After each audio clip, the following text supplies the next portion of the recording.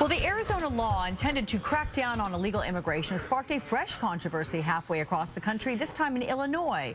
The girls' basketball team at Highland Park High School has canceled a planned trip to play in a tournament in Arizona, despite winning their first conference title in 26 years and also raising all the money they need to make that trip. The assistant superintendent of schools said the trip, quote, would not be aligned with our beliefs and values.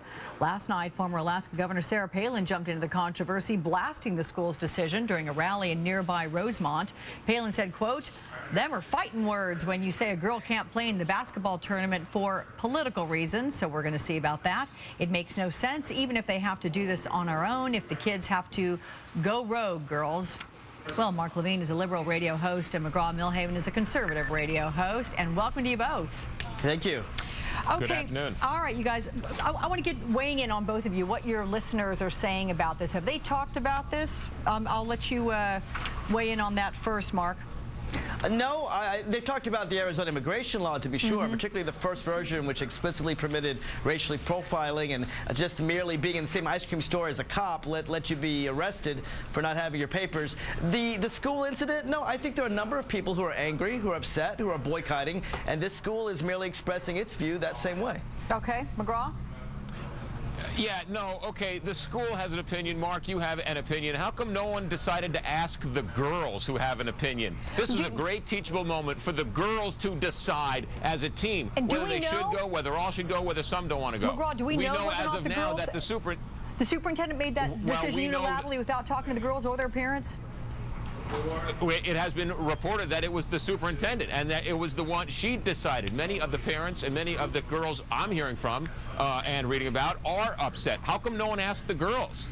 McGraw, I can't think of anything worse than to have the girls vote on this. Think about how the Latino girls on the basketball team think. I mean, 71% of Americans believe that Latinos will be stopped in Arizona. Legal citizens will be stopped. Now, you have a basketball team, so you're not going to have the white girls vote one way, the Latino girls vote another way. This is exactly the problem with this kind of law. It divides people. Yeah, but you know, at the end of the day... Well, Mark, it's nice for you to tell the Latino girls on this team how they think. How do you know what they think?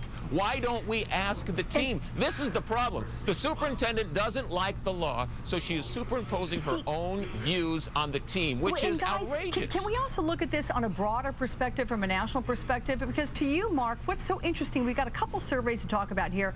The Pew Research poll shows that 59% of adults surveyed, they give their overall approval to the Arizona law. Even further, the Wall Street Journal NBC poll that we just put out there today, 64% they say they support this Arizona immigration law. And the Gallup poll says 51%. But the polls show that 70% of Latinos are against this law because it focuses on them. And one of the things we've learned throughout American history is that whenever you pick on a disfavored minority, the minority dislikes it very strongly. The majority is often okay with it. I give you the example of Jim Crow laws in Alabama and Mississippi. The vast majority of the people of Alabama and Mississippi supported treating blacks as second-class citizens, but the blacks didn't like it very much. And those points are absolutely well taken. So, McGraw, if you look at that, look, every citizen has each individual rights that should be equal to the person standing right next to them, regardless of their color, race, creed, anything, gender, whatever. So what do you say to that? Mark, you have every right not to go to Arizona, and anybody and so else does that school. But you know what? These girls do not get that choice. Why are you defending the right for everyone to have an opinion except these girls? These girls the school has a right to its opinion. The school is expressing its opinion. If another school wants to go, they can. The school is usurping their rights to decide. What about the team? It's a team, McGraw.